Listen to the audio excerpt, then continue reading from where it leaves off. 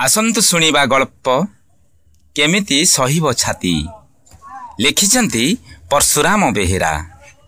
कथन प्रदीप मल्लिक।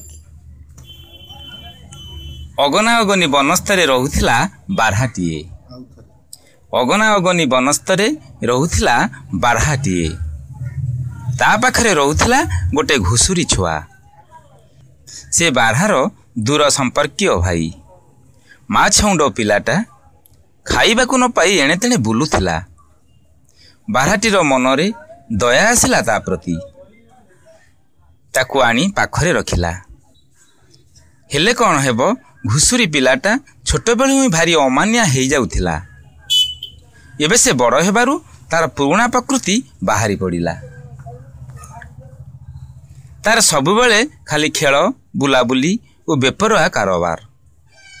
काहारी को खातिर नाही। घर काम तो किछि करेनी, बरं बारहार खाइबा दरब मन इच्छा खाई जाए। क्रमे से बड़ हेबा परे बारहार पैसा पत्र भी चोरी करी नहीं बद खर्च करिबारे लागिला। ए कथा देखी बारहा तागिद कला। एमिति कि मारधर कले भी ता प्रकृति बदलिला नहीं। शेषु को विरक्त होई बारहा घुसुरी को डाकी कहिला, देख बाबू, तू एते बड़ हेलुणी, रोजगार करी चलिबाकु सक्षम हेलुणी। एणु आजि ठारू तू नुआ घर करी निजे रोजगार करी चल। मो उपर आ बोझ हेबा दरकार नाही। एमिति बुझेई बारहा घुसुरी को किछि टंका पैसा देई अलगा करिदेला। भाबिथिला कांधरे पड़िले बजेई शिखिजिब पिलाटा। निज उपरे पड़िले बळे बाटुकु आसीजिब। मात्र अलगा होई जिबा परे घुसुरीर पुरुणा ढंग आहुरी बढ़ीगला। बारहा देइथिबा टंका पैसा सबुकु मौज मजलिस करी बाजे खचरे उड़ेइबाकु लागिला। ता संगकु जुटी गले केतोरे दुष्ट जीव बिलुआ आउ गधिया। क्रमे सबु टंका पैसा सरी जिबारु अभावरे पड़िला घुसुरी। एबे चिंता कला, कौन करिब।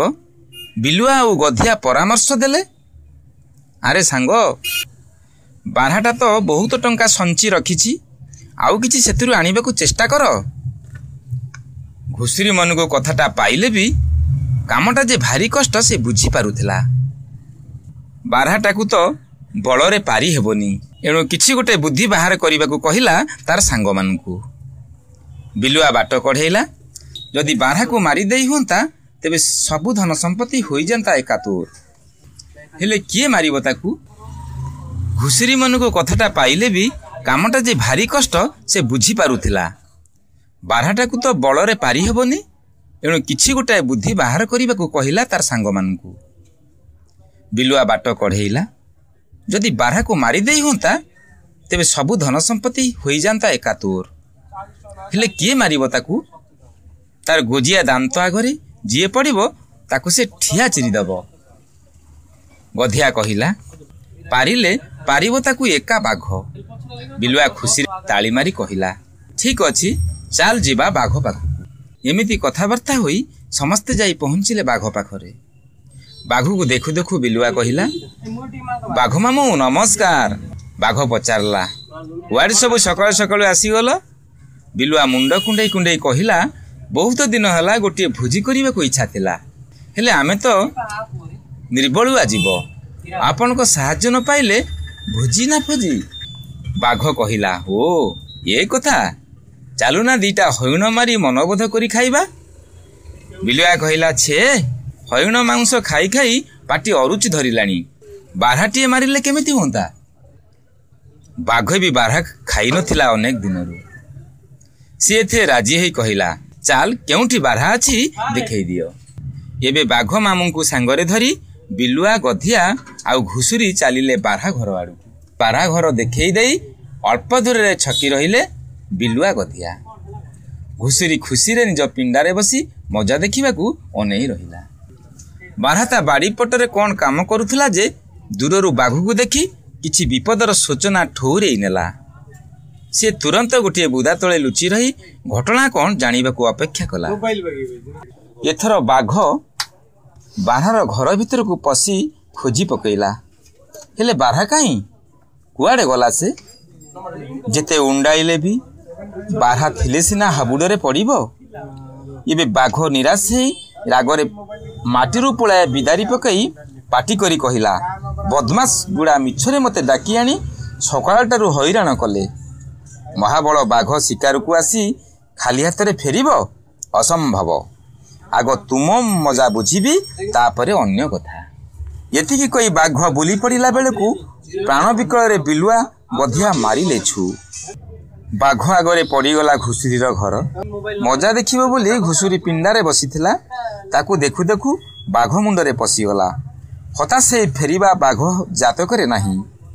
ଏଇ ଘୁଷୁରୀ ବି ବାରହାଠାରୁ କମ୍ ଗୁଣର ନୁହେଁ। ଚିନ୍ତା କରୁ କରୁ ବାଘ ଏକା କୁଦାକେ ମାଡ଼ି ବସିଲା ଘୁଷୁରୀକୁ। ବାଘ ପଞ୍ଜା ତଳେ ରହି ବିକଳ ଚିତ୍କାର କରି ଉଠିଲା ଘୁଷୁରୀ। ବୁଦା ତଳେ ଛପି ରହି ଏସବୁ ଦୃଶ୍ୟ ଦେଖୁଥିଲା ବାରହା। ମାତ୍ର ତ ଆଦର ଯତ୍ନରେ ବଢ଼ିଥିବା ଘୁଷୁରୀଟାର ଏ ଅବସ୍ଥା ଦେଖି ସେ ଆଉ ସମ୍ଭାଳି ପାରିଲା ନାହିଁ। ରାଗରେ ତା ଆଖିରୁ ନିଆଁ ଖସି ପଡ଼ିଲା ଯେମିତି। ନାକରୁ ଗରମ ପବନ ବାହାରି ଆସିଲା। ସେ କିଛି ଆଗ ପଛ ନ ବିଚାରି ଧାଇଁ ଆସିଲା। ତାର ମୁନିଆ ଦାନ୍ତରେ ବାଘକୁ ଫାଳେ ଚିରି ଦେଇଗଲା। ତାପରେ ପୁଣି ଗୋଟିଏ ଭୂଷା। ଅତର୍କିତ ଆକ୍ରମଣରେ ଛାନିଆ ହୋଇ ବାଘ ଘୁଷୁରୀକୁ ଛାଡ଼ି ଦେଇ ପ୍ରାଣ ବିକଳରେ ଧାଇଁ ପଳେଇଲା ବଣ ଭିତରକୁ। ସେତେବେଳକୁ ଘୁଷୁରୀଟା ଖଣ୍ଡିଆ ଖାବରା ହୋଇ ଯନ୍ତ୍ରଣାରେ ଚିତ୍କାର କରୁଥାଏ। ବାରହା ଏବେ ଶାନ୍ତ ହୋଇ ତାକୁ ତଳୁ ଉଠେଇଲା।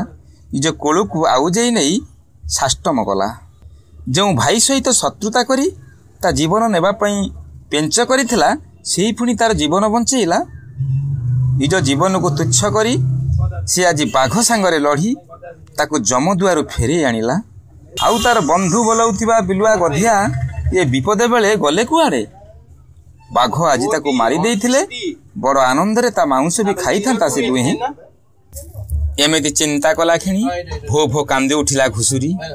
ବାରହା ପାଦକୁ ଜାବୁଡ଼ି ଧରି ସେ କହିଲା, ମୋ ପରି ମହା ଅପରାଧୀ ତୁ ନୂଆ ଜୀବନ ଦେଇ ଭୁଲ କଲୁ। ତୋ ପରି ଦେବତା ସମାନ ଭାଇର ଅନିଷ୍ଟ ଚିନ୍ତା କରି ଯେଉଁ ଅବସ୍ଥା ଭୋଗୁଥିଲି, ତାହା ହିଁ ମୋ ପାଇଁ ଉଚିତ ଦଣ୍ଡ ହୋଇଥାନ୍ତା। ହେଲେ ବାରହା ଘୁଷୁରୀ ଆଖିରୁ ଲୁହ ପୋଛି ଦେଉ ଦେଉ କହିଲା, ଯେତେ ଶତ୍ରୁ ଥିଲେ ବି ମୋ ଭାଇ ଦେହରେ କିଏ ହାତ ଲଗେଇ ଦେବ, ମୁଁ ଲୁଚି ରହି ଦେଖିଥାନ୍ତି, କେମିତି ସହିଥାନ୍ତି, ମୋ ଛାତି ଫାଟି ଯାଇ ନଥାନ୍ତା। ବାରହାର ଏଇ ପଦୀୟ କଥାରେ ନିଜ କୋହ ସମ୍ଭାଳି ପାରିଲାନି ଘୁଷୁରୀ। ଆଖିରେ ଆଖିଏ ଲୁହ ନେଇ ସେ କୁଣ୍ଡେଇ ପକେଇଲା ତା ଭାଇକୁ।